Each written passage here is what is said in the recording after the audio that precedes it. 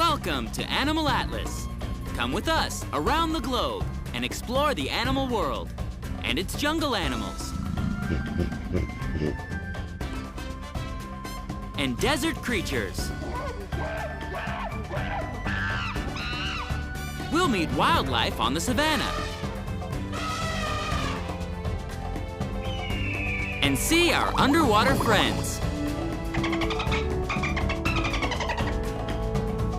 And animals from the Arctic Circle. Anywhere, everywhere animals live. It's always an adventure.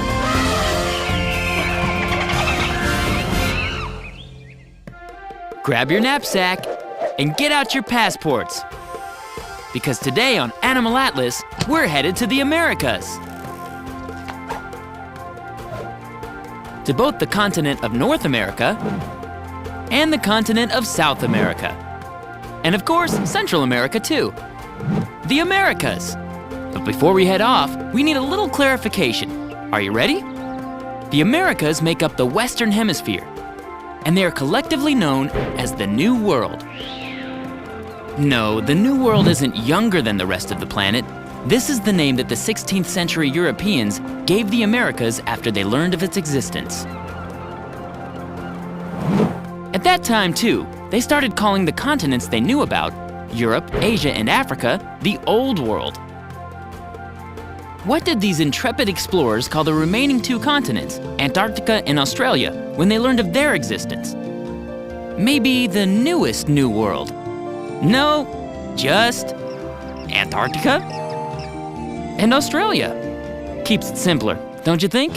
In the Americas, there were scores of amazing animals the Europeans had never seen before, who were, in their own way, just as incredible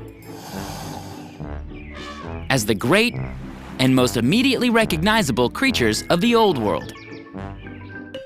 We humans like to divide our land masses into nations or countries, and further into states and counties, and towns or cities. But animals don't recognize our human borders. They recognize biomes, or areas that are defined by climate, temperature, plant life, water, and light, among other things. The Americas have many different biomes, from deserts to rainforests, to swamps, to grasslands,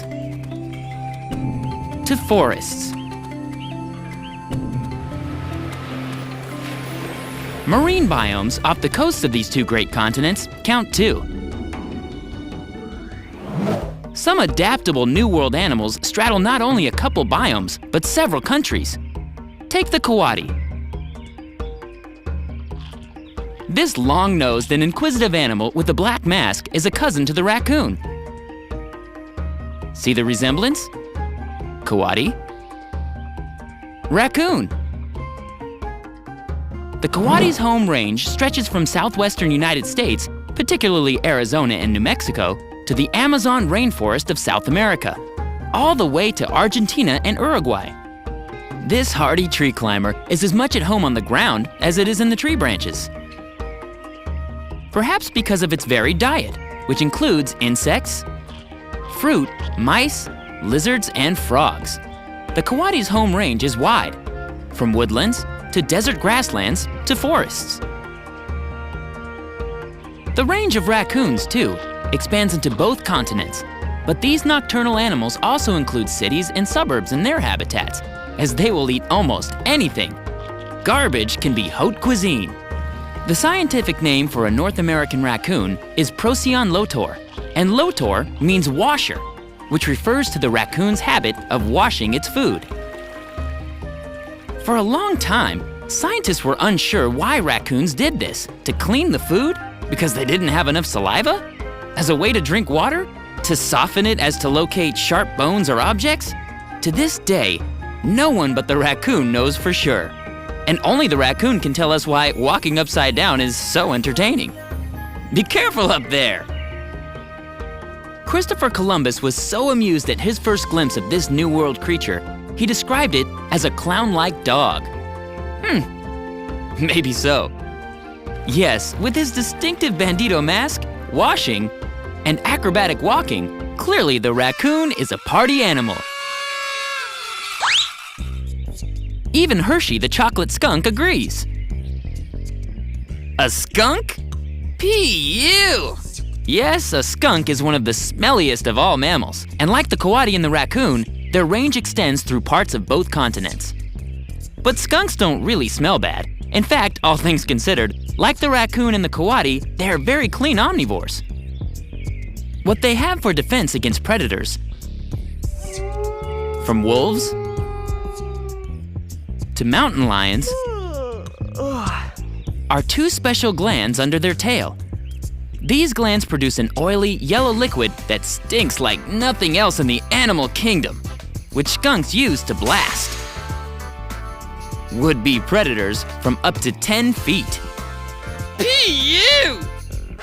Thanks for the demo, Hershey. Not all animals of the New World roam in both continents, and when we come back to Animal Atlas, we'll meet some special animals native to only North America or South America. But first, let's see if you can guess this animal fact.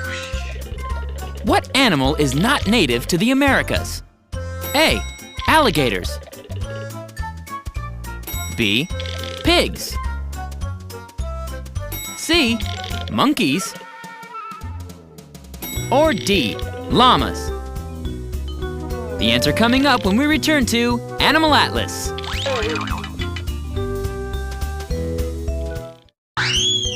We're back. Did you guess the right answer to our question? What animal is not native to the Americas? The answer is B. Pigs. Surprised? It does seem as if pigs are everywhere, and it's true. Today, pigs are found on every continent on Earth except Antarctica. But that's because we brought them there. Sweet!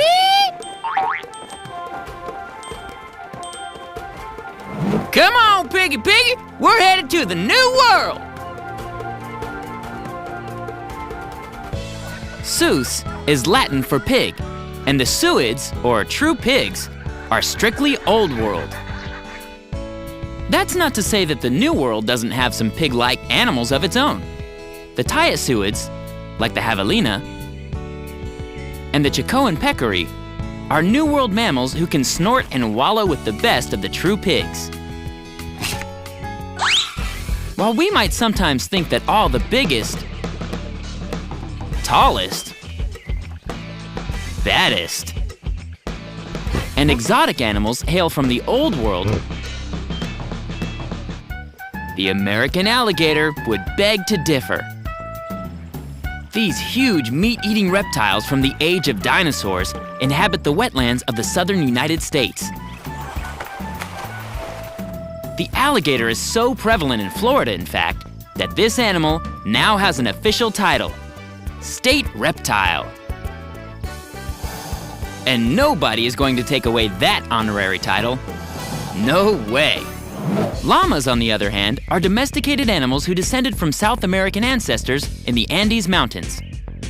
This sure-footed pack animal is a cousin of the Old World camel. See the resemblance? But the llama is strictly New World. Not only is the llama a beast of burden, but this animal has been historically raised for its wool, meat, and hides. The llama's, droppings can even be burned as fuel. Really? This two-toed beast is very strong, though it's not as big as a camel. And a full-size human adult couldn't ride a llama like we would a horse. But llamas do make good pets and helpmates, as do the best of the domesticated beasts. Old World imported true pigs included. Though we may never see a monkey in the wild in North America, monkeys, like these squirrel monkeys, can be found in South and Central America. New World monkeys tend to be smaller than Old World monkeys, like the mandrill or the Hamadryas baboon. And they tend to be found more often in trees, practicing an arboreal way of life. New World monkeys also tend to have long tails for balancing, And the majority of the larger New Worlders even have prehensile tails, or grasping tails, that can be used like a third hand.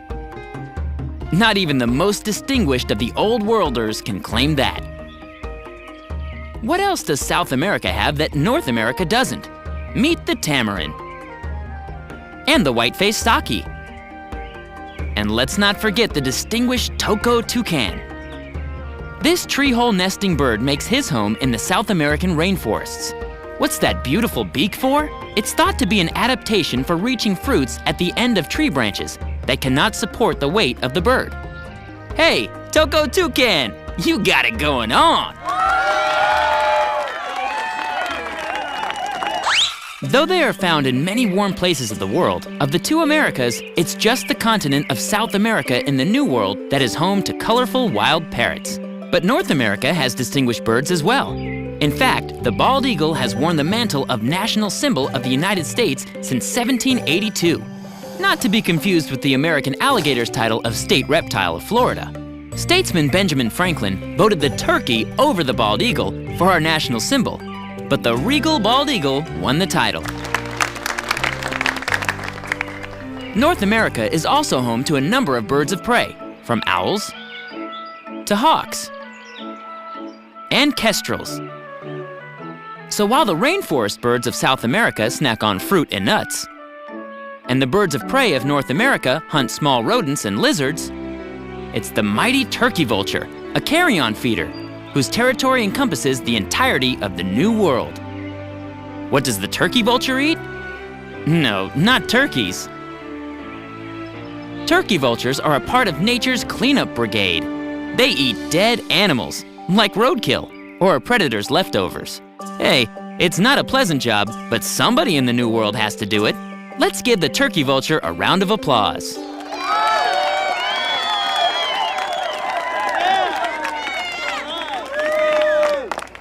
All right, it's clear that birds are abundant throughout the New World. But what does North America have to make up for the complete lack of monkeys? How about wild canids? In North America, we find the gray wolf, including the endangered Mexican gray wolf. And of course, the wily coyote. This fast-on-his-feet carnivore is closely related to the wolf, but is smaller in size. Though they are predators, like the turkey vulture, coyotes will eat carrion. And like the raccoon, coyotes have been known to reside in urban and suburban areas near the forests, prairies, mountains, and deserts. When we come back to Animal Atlas, we'll take a look at some of the biggest predators on both continents. But first, let's see if you can guess this next animal fact. The second biggest rodent in North America is the A. Rat, B.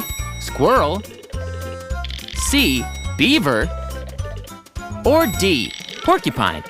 Don't go away. The answer coming up right after this on Animal Atlas.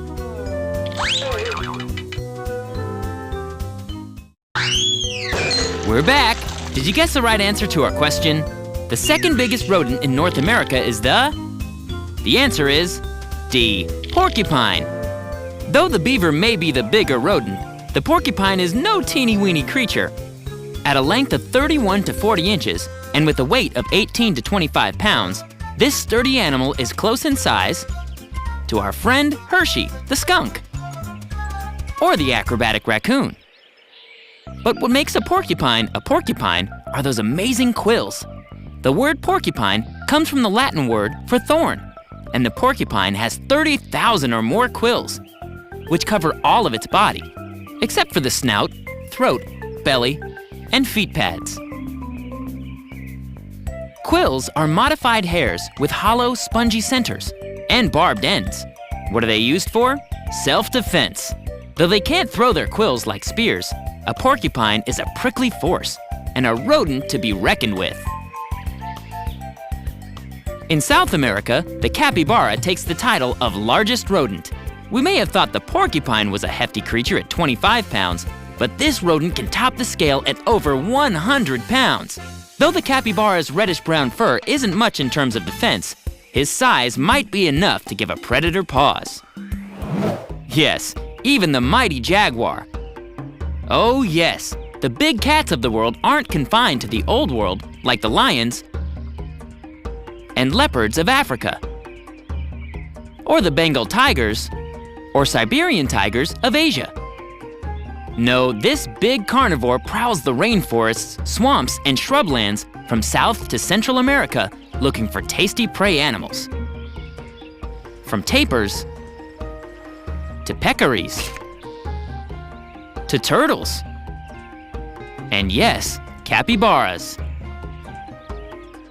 Jaguars are actually bigger in size than leopards, growing to about 4 to 6 feet long. Generally, jaguars have brownish-yellow fur with black spots, but occasionally they will be black, like this beautiful animal. North America also has wildcats. Meet the bobcat.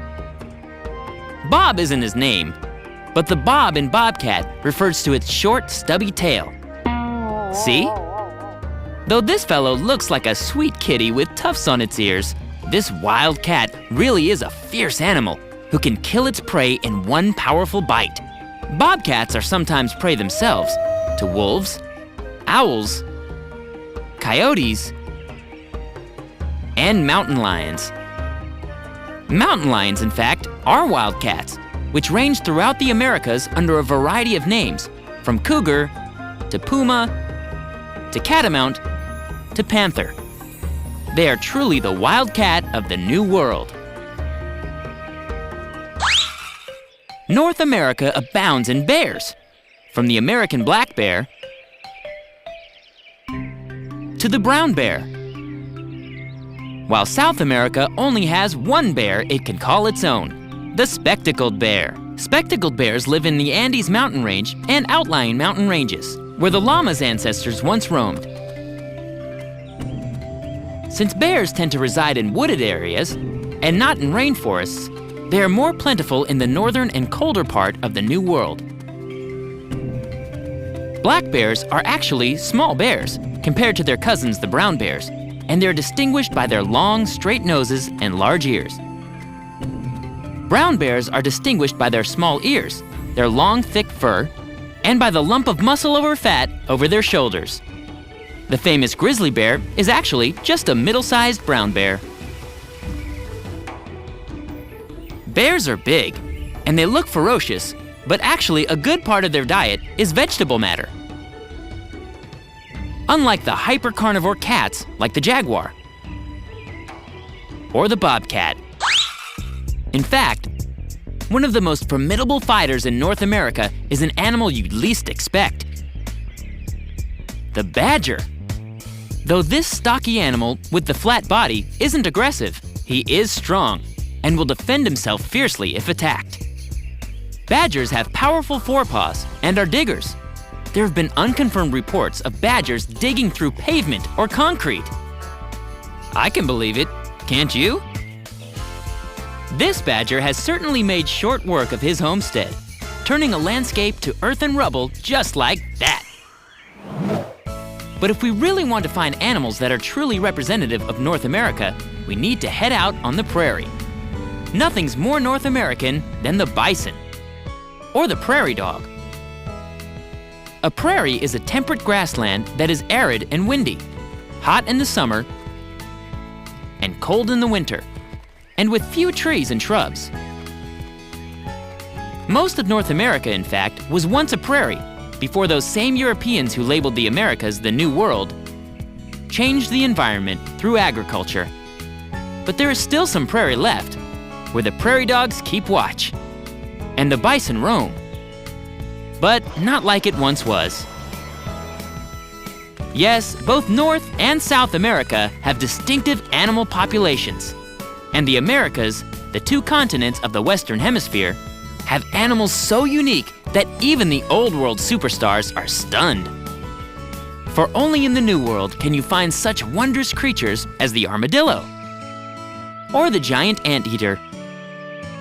To loosely borrow from Shakespeare's The Tempest, "Oh wonder, oh brave new world, how many goodly creatures are there here?" a lot. We've done it. We've been to the Americas and back. For more fun animal facts and news, visit our website at www.animalatlas.tv. See you there. Don't go away. Animal Atlas will be right back.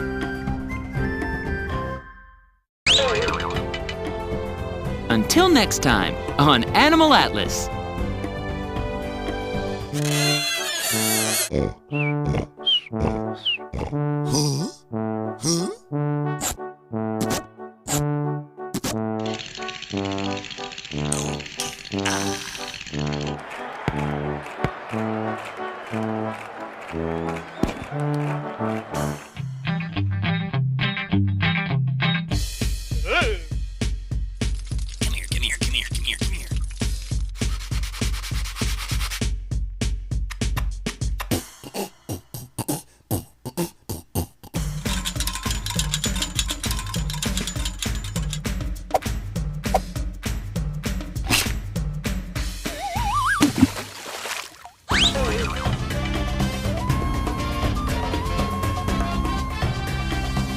Once again, we've traveled the globe from North and South America to Africa and Asia to Australia and every fascinating place in between. We've met all kinds of incredible animals and learned some important facts about their ability to survive and flourish on our planet. And with our help, we'll make sure they're around for a long time to come. Join us next week for another amazing adventure on Animal Atlas.